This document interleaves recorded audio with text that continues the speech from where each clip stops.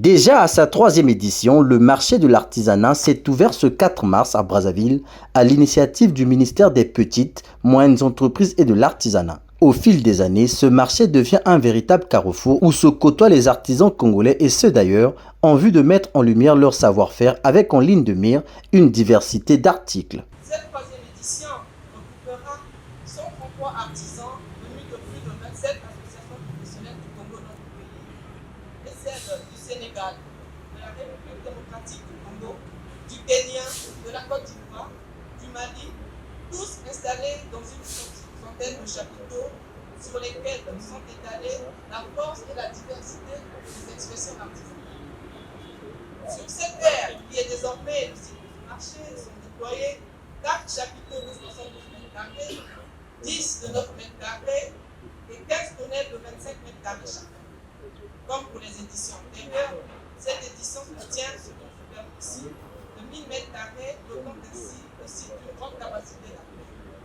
Sans exagérer dans nos extrapolations, nous souhaitons que la 3e édition du marché de l'artisanat de Brazzaville puisse recevoir près de 9 950 visiteurs durant les 7 jours.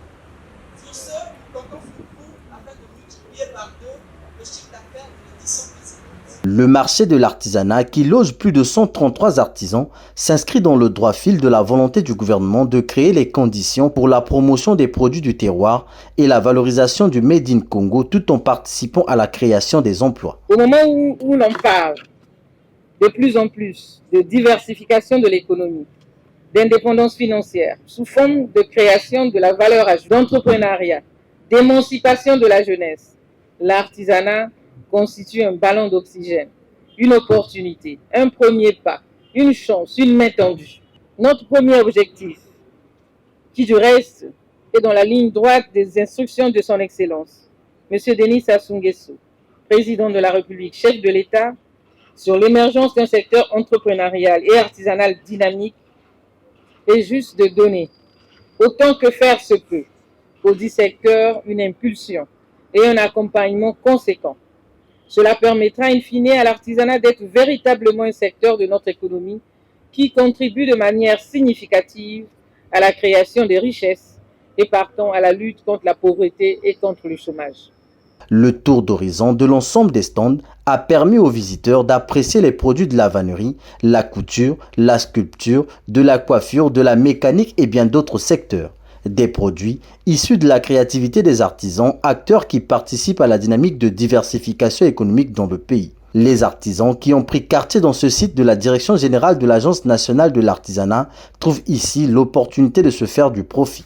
On utilise les tissus que nous avons en notre possession. Si nous avons le tissu en coton, nous utilisons. Actuellement sur le marché, il y a des tissus nylon-coton.